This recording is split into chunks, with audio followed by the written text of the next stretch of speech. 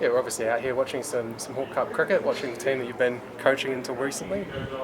I'd imagine it's bringing back some memories of 2000. Yeah, it does. I think firstly it's just nice to be up here and seeing South Canterbury have another crack at the trophy. It's been a while, and last night there were a lot of messages going around within our team from previous years. Getting in behind South Canterbury and sort of going over some of the things that we did back in the day, and there were a lot of smiles and a lot of banter, and pictures being posted up, and obviously an interview with Todd last night regaling his experience at that time, and it was certainly it's certainly something that's stuck in the memory bank for the years gone by. We had a pretty good lead up to that Hawke Cup challenge.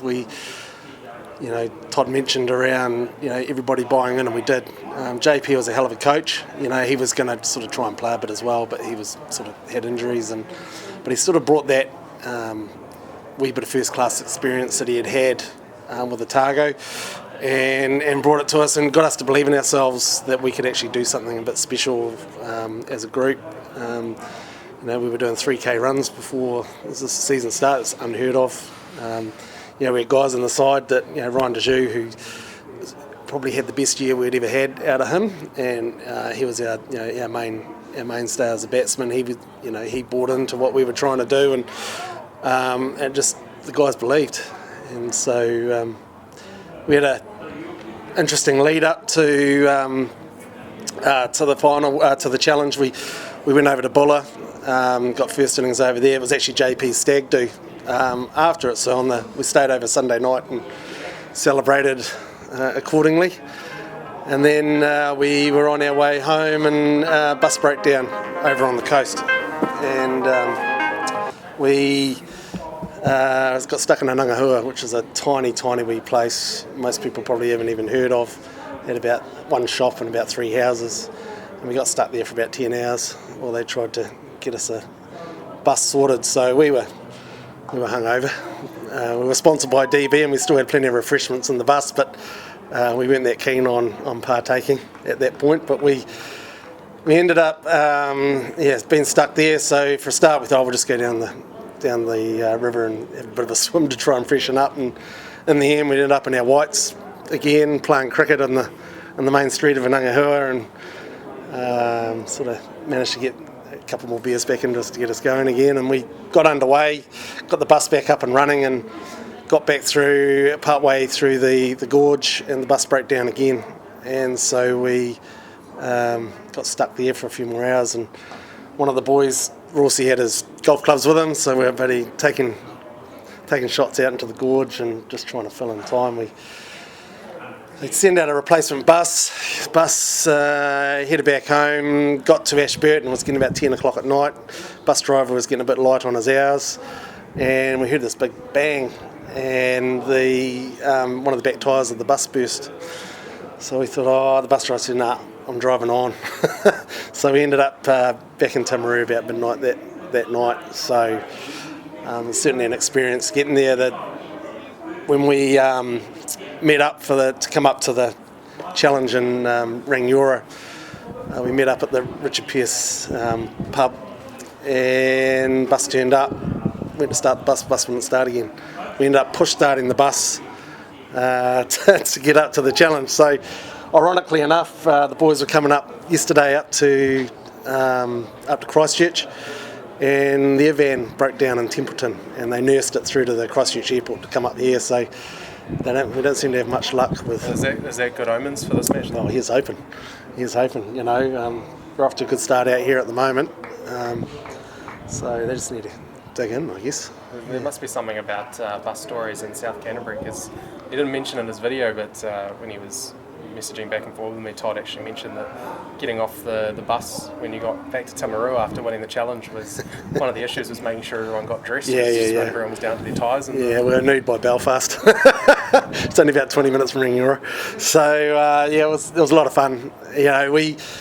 You look back on that, I was working for South Canterbury Cricket at the time, and just doing a coaching role in the school. So when we got the Hawke Cup, we took it around all the schools in the short 2 weeks that we had it, and we're pretty proud to be able to do that, and it was pretty big for the community, and but yeah, they sent up the Metro side, and we probably didn't really stand too much of a chance against them with the players that they turned up with.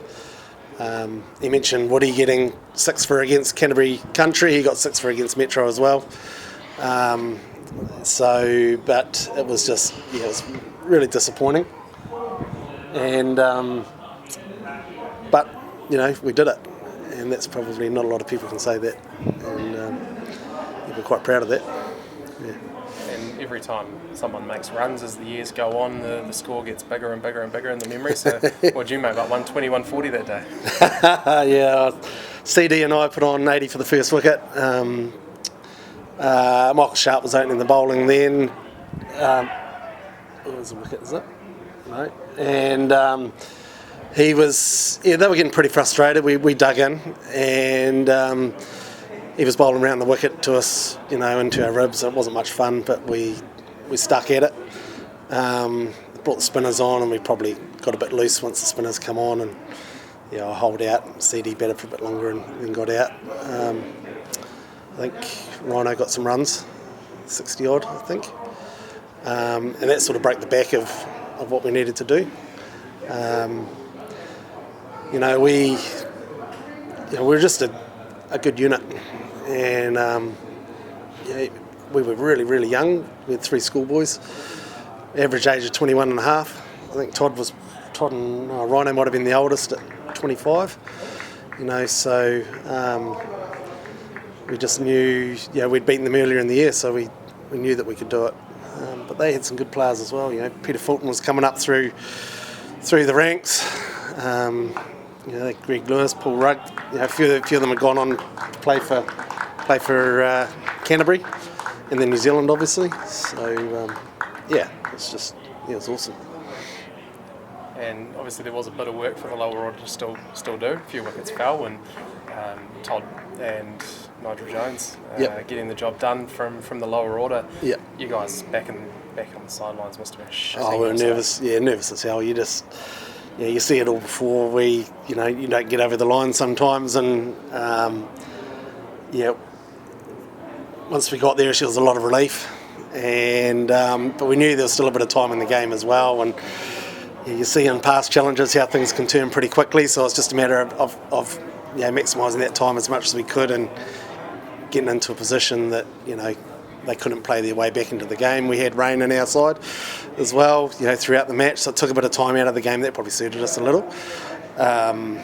Just took it down to what really was a one innings game. They didn't have time to fight back into it. But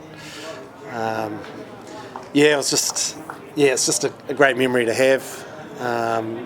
The photos came out last night, and the team photos, and it's got us talking about a reunion again next year. It'll be 25 years. So just those conversations, it's just I think we'll probably be love to take the trophy back with us this weekend, and be able to have a reunion at Aorangi Park. But who knows? Yeah. And obviously the first and so far only time South Canterbury's won, despite being a Hawke Cup association for a very, very long time, foundation team and all of that kind of stuff. There must have been a few old boys that made sure you guys knew how much it meant to win it. Yeah, absolutely. It was you're getting calls from people you hadn't heard of for a long time. You see them down the street, and they're coming up and congratulating you. We. And it was your one, and that was it. We No, was it 4 or 5? lost my chain of thought now. They did. I saw Phil DeVere mention Harvey King, and he's now still heavily involved with South Canterbury cricket, and so he was down. It was just all sorts of people coming from out of the woodwork. Barry Andrews, that were coming down. You probably didn't speak to them before that, and then all of a sudden they're coming and congratulating you on what you'd done and achieved, and that's when you do realise how much it sort of means to a lot of other people that have gone before. You don't necessarily realise that at the time or even beforehand. You're just sort of focusing on your job and what you're doing, and then it was just really, really good, really good. Yeah.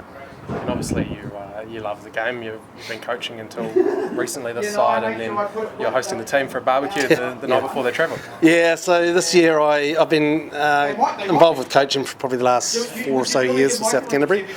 I'd been over in England for a few years, come back, played a little, and then had some time out, and then got involved back with South Canterbury cricket. I love it. It means a lot to me. They did a lot for me when I was younger, when I worked for the association, and it was sort of my way of giving back to what they'd done to me when I was younger. I'm not so heavily involved this year because just with family and work commitments, but I still help out where I can. So yeah, this weekend, I helped out with a couple of coaching sessions during the year, and this weekend meant a lot to me and to a lot of others. And so my house is at Aorangi, so they had training, come up for a barbecue and a couple of beers on Wednesday night. Come up and support them this weekend and help them out with warm-ups and just be there to, as an extra body to support these guys. So we'll be here for the next couple of days. It's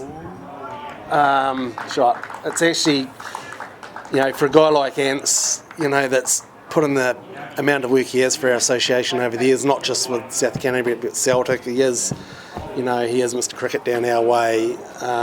It's just great reward for him. I'm really stoked for him. The time that he puts in, I just don't think many other people can do it. Not just here, but with our own club. And I'm just so pleased for him, along with others.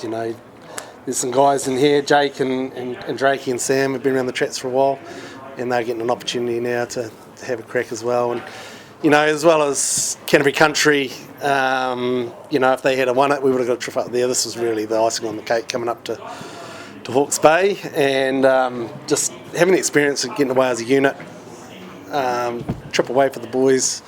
Experience some cricket. I was just talking to them earlier. I'd never played cricket in North Island in my time. So they're coming up playing in different conditions against players that you read about, or they first class players that you've seen, but you don't know where you're at until you play them. And so just looking out here, they're putting up a good fight at the moment, and we know, they know they're underdogs, but they know that they've got a chance as well, and just trying to make a fist of what they're doing, and they're doing 150 for 3 now. They're doing a good job. Yeah. And there's a pretty young group outside of those senior guys that you just mentioned. Yep. So do you feel like even if this doesn't go to plan, or even if it does, that this is a group that can kind of build on that and either be back for challenges, or Absolutely. If they do win it, try and build a squad that can hold on to it? Absolutely. We've got some good young kids coming through from Boys High. The majority of this group are staying relatively local at the moment. They've got jobs in the area, and that's pretty key for us. We're only got 3 clubs. We rely on the locals to put their hand up to play. We tend to not try and go outside the region too much with the selections. At the end of the day, this is the pinnacle for most of our guys. These are the guys that plug away in club cricket year after year after year. Playing Hawke Cup is really the icing on the cake for them. So it's reward for them. And just to get these young guys through now with to mix in with the older guys that have now had the experience, I think South Canterbury could potentially be in the mix now for the next 2 or 3 years if they keep the nucleus of what we've got. The older guys might stick around for a year or 2 now, longer, because we can do this again. It takes out a hell of a lot of time. These guys have been training since August together as a unit, and then they got through the challenge. That's another extra 6 weeks that they wouldn't normally be doing. But they're just a good bunch, and they love each other's company. And so if we can get some more younger guys into that group next year, I think that'll be awesome. Yeah. To look on this team and compare it back to that team that won in 2000, you know, strength of the teams, how do you reckon these guys compare to your lot? I think both sides had a really good spinner. So Toddy was an outstanding spinner for us back in that era. Played a lot of games, got a lot of wickets. Grumpiest captain you'll ever meet, but he knew how to bowl, and you knew as an off spinner he turned it a lot. You know, he was an attacking spinner, so you're always in the game with him, and you knew if he was on his day, he could turn games for you. Sam out here, he's a different type of spinner. He sort of bowls a lot straighter, brings the wickets into play, brings the stumps into play, LBWs, inside edges, things like that. But you know, he's got 30 odd wickets this season, and that's probably been the key factor this year for this group as well. This team here probably bats further down, so this team bats I think down to 9, 10. You know, with guys that you can potentially get a 50 for you. We were similar. I think, it's hard to say, isn't it? It's a different era. I don't want to make... Bet your side could drink the side under the table, though. Oh, these guys will give it a good crack. Yeah, and that's what it's all about, isn't it, with Hawke Cup? You know, you play hard on the field, but you're away as a group, and you want to enjoy those moments as well. And these guys certainly know how to have a good time. So come later this weekend, depending on how the match is going, the flight home could be interesting. Yeah. So. And look, obviously Hawke Cup cricket has been lifeblood of the regions for a long time. How much does it mean to you guys in a place like South Canterbury, kind of out of the way, not as close as, you get some DAs that are closer to metros or have, larger cities than Timaru within their catchments. And how much does it mean to still have the Hawke Cup for an association? So it's massive for us because it's all we've got. It's if you take the Hawke Cup away from, and they've talked about it, and we're changing the format or that, an association like South Canterbury would have nothing left.